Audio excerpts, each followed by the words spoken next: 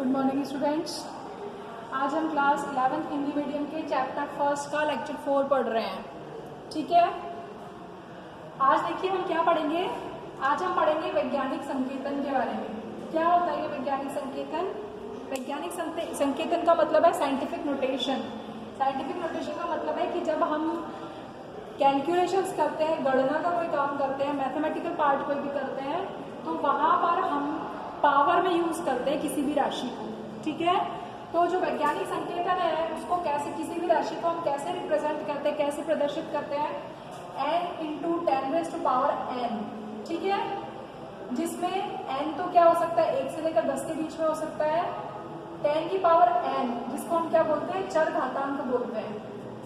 चर घातांक का मतलब वही पावर, एक्सपोनेंट। आप ऐसा समझिए, जिसको आप कहते हैं, मैथ्स वाले बच्चों को समझ में आएगा, एक्सपोनेंट पावर होती है। ये प्लस भी हो सकती है, माइनस भी हो सकती है। ठीक है, अब इसको हम कैसे काम में लेते हैं, आप इसको देखेंगे। जब आप इसको देखेंगे तो आपको समझ में आएगा कि इसका हम कहाँ पर काम में ले रहे हैं। वैसे ये फिजिक्स और मैथ्स में ज़्यादा काम में आता है, लेकिन आपको एक छोटा सा टॉपिक दिया हुआ है, इसलिए बता रहे हैं क्योंकि कैलकुलेशन हमारे पार्ट में भी होगा। ठीक है, अब आप देखो कि यदि मान लीजिए आपको क्या करना है, गुणा करना है या भाग करना है। ठीक है, जैसे मान लो मैंने एक ले लिया 5.6 इंटू 10⁵ और 4.9 इंटू 10⁴। ठीक है, ये दो चीजें मैंने ले ली। इनका मैं क्या कर रही हूँ, इनका मैं वैज्ञानिक संकेतन कर रही हूँ, मतलब गणना कर रही हूँ। ये आपको पावर में कोई चीज मिली हुई है, तो आपको पता है कि गुणा करते हैं या भाग करते हैं तो पावर क्या हो जाती है, सम हो जाती है। तो इसको मैं कैसे लिख सकती हूँ, इसको मैं लिख सकती हूँ 5.6 इंटू 4.9 इंटू 10⁵ प्लस 4, ऐसा लिख सकती हूँ ना। पावर दोनों सम हो गई। अब 5.6 इंटू 4.9 को जब मैं मल्टीप्लाई करूंगी, जब मैं गुणा करूंगी, तो ये आ जाएगा 38.64 इंटू 10⁹9। ठीक है, मैं इसको ऐसे भी लिख सकती हूँ, या फिर मैं इसको कैसे लिख सकती हूँ, यदि मान लो मैं इसको ऐसे लिखना चाह रही हूँ 3.864 इंटू 10⁸8 लिख दूं। भाई क्या लिख रही हूँ मैं, वैज्ञानिक संकेतन का मतलब है कि हम किसी भी चीज को, जैसे वैज्ञानिक संकेतन को आप ऐसे समझिए, मान लीजिए मेरे पास लिखा हुआ है 2550, एक ऐसे आपको कोई भी राशि दी हुई है। ठीक है, इसको आप ऐसे लिख सकते हो ना 25 इंटू 10⁻3।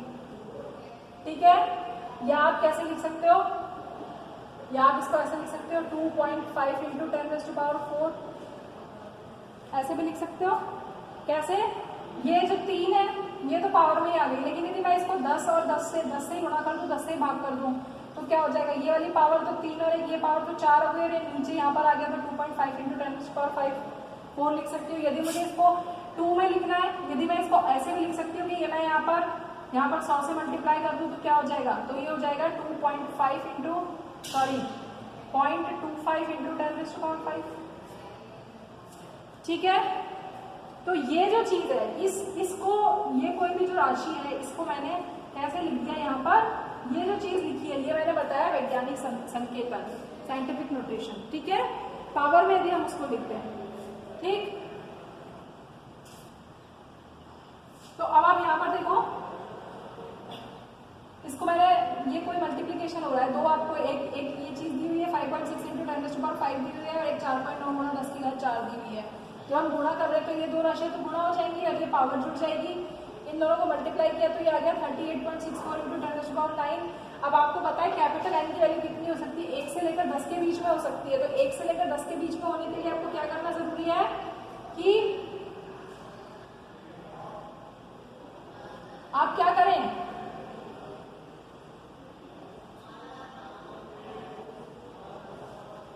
इसके लिए आप क्या कर सकते हैं, इसको हम कैसे भी सॉल्व कर सकते हैं।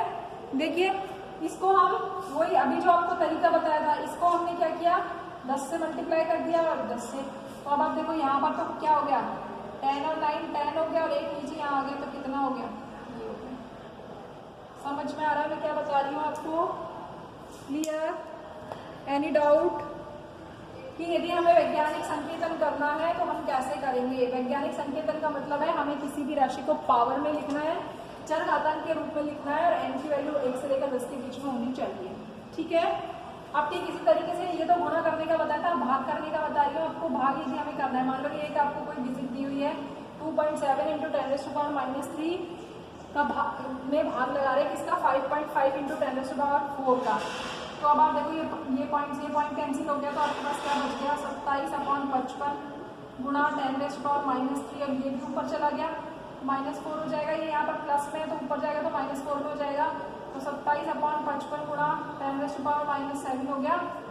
ठीक है, यहाँ तक तो कोई दिक्कत ही नहीं होनी चाहिए आपको। अब आप इसको भाग लगाएंगे, जब इसको आप भाग लगाएंगे तो आप देखेंगे ये कितना आएगा, ये आएगा 0.4909 इंटू 10⁻⁻7। ठीक है, इसको जब आप भाग लगाएंगे, अब आप इसको कैसे कर सकते हैं, देखो इसको आप कैसे कर सकते हो, यदि ये है इसका पॉइंट हटाओगे तो कितना आ जाएगा 4 आ जाएगा, तो पॉइंट हटाया। अब मैंने एक पॉइंट को इधर, एक को मैं ऊपर ले गई, तो ये तो हो गया 10⁻⁻8 और आंसर हो गया 4.909 इंटू 10⁻⁻8। ठीक है, तो हम उसको कैसे भी रिप्रेजेंट कर सकते हैं, -7 में भी कर सकती हूँ यदि मैं पॉइंट हटाऊंगी। ये तो मैंने आपको तरीका बताया कैसे करना है, तो इस तरीके से हम गणना करते हैं गुणा और भाग में। ठीक है, यदि मुझे जोड़ना और घटाना है तो हम क्या करेंगे, यदि हम वैज्ञानिक संकेतन में किसी चीज को बता रहे हैं और हमें जोड़ करना है, मीन्स एडिशन करना है और सब्ट्रैक्ट करना है, घटाना है, तो उस टाइम पर क्या होना चाहिए, चर घातांक समान होनी चाहिए। चर घातांक का मतलब जो पावर्स है वो सेम होनी चाहिए। सबसे पहले हम जोड़ेंगे या घटाएंगे तभी। जैसे मान लो यहाँ पर आपको दिया हुआ है 6.65 इंटू 10⁻⁴ और 8.95 इंटू 10⁻3। इन दोनों को मैं जोड़ रही हूँ, ऐड कर रही हूँ, तो ऐड मैं इसको ऐसे नहीं कर सकती। मुझे यदि इसको ऐड करना है तो मुझे क्या करना पड़ेगा, पावर को सेम करना पड़ेगा। तो पावर को सेम करने के लिए मुझे क्या करना पड़ेगा, तो मैं क्या करूं, ऊपर वाली को मैं ऐसे लिख दूं 0.665 इंटू पावर है। ठीक है, कैसे कर दूं मैं, अब आप बताओ पावर को मैं कैसे सेम कर सकती हूँ। सेम देखो, ऊपर वाली को मैंने ऐसे कैसे लिख दिया 6.65 इंटू 10⁻⁴। ठीक है, नीचे वाली को मैंने क्या किया, 10 से गुणा कर दिया, 10 से भाग कर दिया पूरे इसको। तो देखो पावर तो क्या हो गई, 3 और 1 4 हो गई। ठीक है, यहाँ तक कोई दिक्कत ही नहीं है। नीचे 10 आया तो क्या हो गया, नीचे 10 आ गया तो ये हो गया 0.895। यहाँ तक समझ में आ रहा है। अब इनको जोड़िए, तो अब पावर सेम है तो कॉमन आ जाएगी, कॉमन आ गई।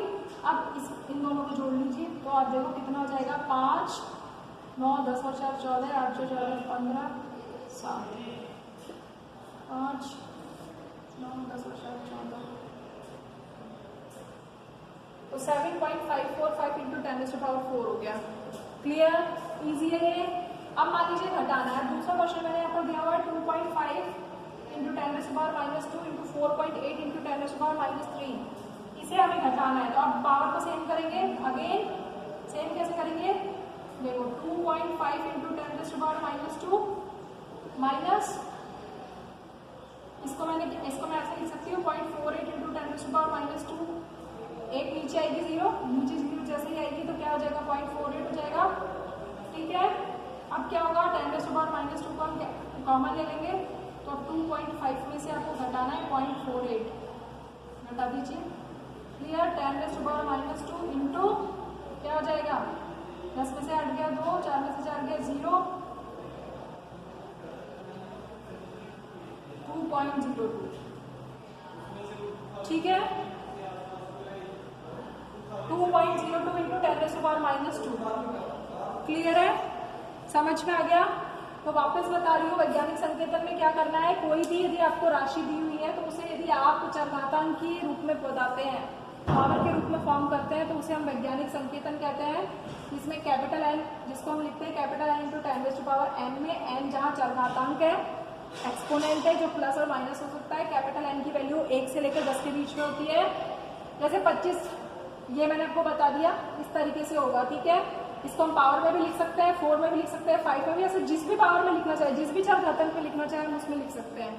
ठीक है, गुणा और भाग करते समय तो पावर जुड़ जाएंगी, और आपको जो मेन राशि है उसको 1 से 10 के बीच में लिखना है। जैसे 3.8 के बीच में, यहाँ तो 38 बड़ा था तो 3.8।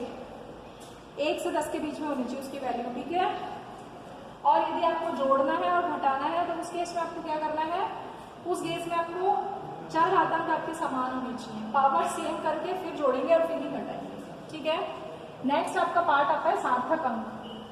सार्थक अंक किसे कहते हैं? देखिए सार्थक अंक वे राशियां होती है जिनके बारे में हम निश्चितता से कह सकते हैं, ठीक है, कि कोई भी राशि जिसके बारे में हम निश्चितता से कह सकें वो सार्थक अंक कहलाती है, ठीक है। अब सार्थक अंक को हम कैसे पहचानेंगे? हमारे पास बहुत सारी राशियां 1 2 3 4 0, ठीक है। तो इसको सार्थक अंक को पहचानने के लिए हमारे पास बहुत सारे नियम दिए हुए हैं, जिसमें पहला नियम है अशून्य राशियां सार्थक अंक होती हैं, ठीक है। अशून्य, अशून्य का मतलब जो 0 नहीं है, जो शून्य नहीं है वो अशून्य होगी। जैसे मान लो मैंने लिखा 2, तो 2 क्या है? यदि आप 2 लिखा होगा आपसे पूछे इसमें सार्थक अंक कितना है, इसमें सार्थक अंक 1 है क्योंकि एक ही राशि 1, ठीक है।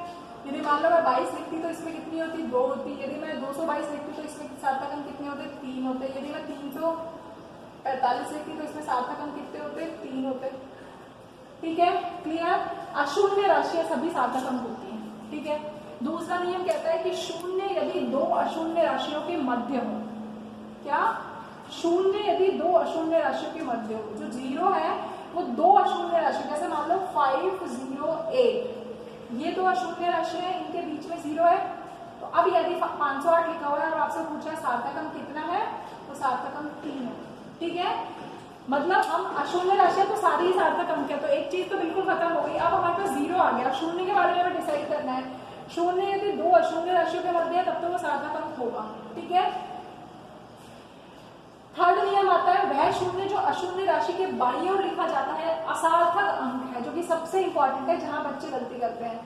क्या कह रहा है? वह शून्य जो अशून्य राशि के बाईं ओर लिखा जाता है। मान लो मैंने ऐसे लिख दिया 0.05, अशून्य राशि है ये, इसके बाईं ओर लिखा है ना, बाईं ओर लिखा है, ऐसे लिखा हुआ है, तो इसमें पूछा जाए सार्थक अंक कितना है? 1। यहाँ पर ये जो शून्य है ये सार्थक अंक नहीं है। यदि मैंने ऐसे लिखा है 0.05, 0.5, तो यहां पर भी कितना है सार्थक अंक? 1 ही है। मैंने ऐसे लिखा है 0.005, तो यहाँ पर भी सार्थक अंक कितना है? 1 ही है। यानी बाईं ओर जो भी शून्य होगा किसी भी अशून्य राशि के, वो कैसा होगा? असार्थक अंक होगा, नॉन सिग्निफिकेंट फिगर होगा, ठीक है। फिर उसके बाद वो कह रहा है वह शून्य जो दशमलव के दाईं ओर होते हैं। मानो मैंने ऐसे लिखा 5.0, ठीक है, आपसे 5.0 लिखा हुआ है, ठीक। आपसे वो पूछता है बताइए इसमें कितने सार्थक अंक है? इसमें सार्थक अंक है 2, क्लियर। जो बाईं ओर जो दाईं ओर लिखे जाएंगे, जो दशमलव के दाईं ओर लिखे जाते हैं वे सभी सार्थक अंक होते हैं। कौन? शून्य की बात कर रहे हैं हम, यहाँ पर शून्य की बात कर रहे हैं। वह शून्य जो अशून्य राशि के बाईं ओर लिखे जाते हैं असार्थक होते हैं, और जो दाईं ओर लिखे जाते हैं वो सार्थक होते हैं। जैसे मान लो मैं ऐसे लिख दूं 5.00, तो कितने हो गए सार्थक अंक? 3 हो गए, ठीक है। तो सार्थक और असार्थक कब होते हैं हम पहचान लेते हैं। अब इसी में आगे का टॉपिक आता है कि असार्थक अंकों को हम कैसे हटाएंगे। असार्थक अंकों को हटाना यानी राउंड ऑफ करना, ठीक है। तो असार्थक अंकों को हटाने के लिए राउंडिंग ऑफ, राउंडिंग ऑफ का मतलब जैसे किसी भी राशि को हम हटा रहे हैं तो उसका बाकी के ऊपर क्या फर्क पड़ेगा, असार्थक अंक को हम हटा रहे हैं तो अब देखो मैंने यहाँ पर फर्स्ट पॉइंट लिखा है कि हटने वाला अंक 5 से यदि कम है। देखो आपको एक दिया है 2 4.123, इसमें मुझे 3 को हटाना है। सबसे लास्ट वाले को हटा सकते हैं, बीच वाले को तो कैसे हटाएंगे? तो 3 को हटाना है। अब ये 3 क्या है? ये 5 से कम है। ये वाला अंक कैसा है? 5 से कम है। तो 5 से कम है, जब भी हटने वाला अंक, जिस भी अंक को हम हटा रहे हैं, तो जो अंक हट रहा है यदि वो 5 से कम है तब तो आगे वाला एस सच ही रहता है। तो इसको हम कैसे लिखेंगे? 24.12, ठीक है। हटने वाला अंक यदि है तो राउंड ऑफ होकर कितना आएगा? 24.12। लेकिन यदि हटने वाला अंक 5 से क्या है? ज्यादा है, जैसे 24.126 है। अब यहाँ पर तो हट रहा था 3 जो कि 5 से छोटा था, यहाँ पर हट रहा है 6 जो कि 5 से है बड़ा। तो जब हटने वाला अंक 5 से बड़ा होता है तो आगे वाली संख्या 1 से बढ़ जाती है। तो इसको हम कैसे लिखेंगे 24.13। ठीक है, क्लियर? ये तो छोटी क्लास में भी पढ़ा हुआ है। लेकिन यदि मान लीजिए थर्ड केस आता है कि यदि हटने वाली संख्या कैसी है 5 है, जैसे 24.125, इसमें मुझे 5 को हटाना है। अब 5 को हटाते वक्त हमारे पास फिर से आगे दो रूल लगते हैं कि यदि हटने वाला अंक 5 है तो उसके पहले वाला अंक देखेंगे हम कैसा है। यदि उससे पहले वाला अंक कैसा है, सम है, ठीक है, इवन नंबर है, तब तो कोई चेंज नहीं होगा। यदि 5 से पहले वाला अंक कैसा है 24.125 है, जिसके से लास्ट हटने वाला अंक 5 है, तो ये कैसा रहेगा, ये ऐसे ही रहेगा 24.12। ठीक है, लेकिन यदि मान लो ये ऐसे होता, मान लीजिए ये चीज ऐसे होती 24.135 होता, तो अभी भी हटने वाला अंक कौन सा है 5, लेकिन अब 5 से पहले वाले अंक को देखेंगे हम कैसा है, ये है विषम। कैसा है, विषम। तो विषम होने पर कैसा रहेगा, आगे वाला अंक 1 बढ़ जाएगा, तो 24.14 हो जाएगा। क्लियर, समझ में आ गया? राउंडिंग ऑफ का मतलब है कि जिस अंक, सबसे पहली बात हम जब जिस अंक को हम हटा रहे हैं, राउंड ऑफ कर रहे हैं, लास्ट के हम अंक को हटा रहे हैं, तो उस अंक को हटाते वक्त हमें देखेंगे कि वो 5 से कम है, तब तो कोई परिवर्तन नहीं होगा। यदि 5 से ज्यादा है तो एक संख्या आगे वाली बढ़ जाएगी। ठीक है, 2 किसमें बदल गया, देखो ये यहाँ पर 5 से छोटी थी तो ऐसा सच ही रहा, यहाँ पर ये 5 से बड़ी है तो एक अंक बढ़ गया। यदि 5 है तो उसमें फिर 2 केस है, सम और विषम। आगे वाला अंक यदि सम है तो वो अपरिवर्तित रहेगा, और यदि विषम है तो 1 बढ़ जाएगा। ठीक है, अब सार्थक अंक के बारे में जब हमने पहचान लिया कि सार्थक अंक, इसके पीछे क्वेश्चन दिए हुए हैं शुरू के, इसमें इसको भी हम गणना करते वक्त काम में लेते हैं। कहाँ पर गणना करते वक्त काम में लेते हैं, देखिए इसके लिए भी कुछ नियम है। नियम में क्या कहता है कि जोड़ व घटाने में, यदि हम किसी चीज को जोड़ रहे हैं या घटा रहे हैं, तो उस केस में जोड़ व घटाने में अंतिम परिणाम दशमलव के बाद न्यूनतम स्थान वाली संख्या तक होता है। कैसे, आप देखिए,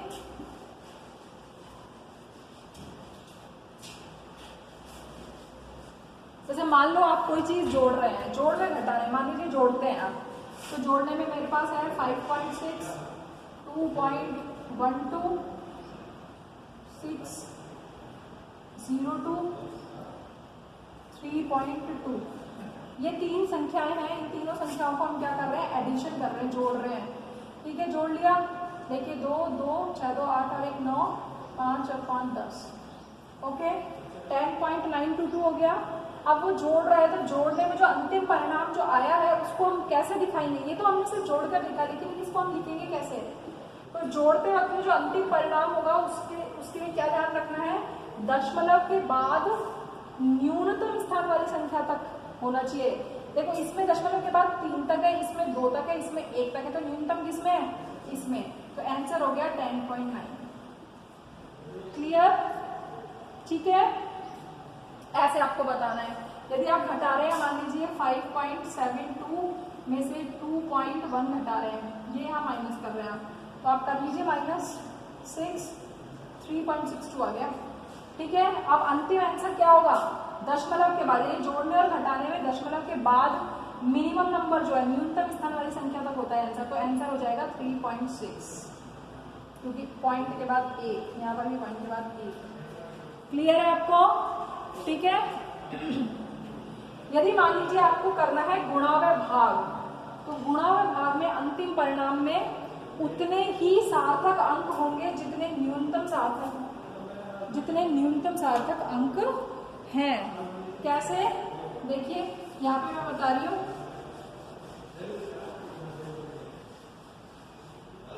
मान लीजिए आप गुणा कर रहे हैं, गुणा किसको कर रहे हैं, आप देखिए, जैसे फॉर एग्जाम्पल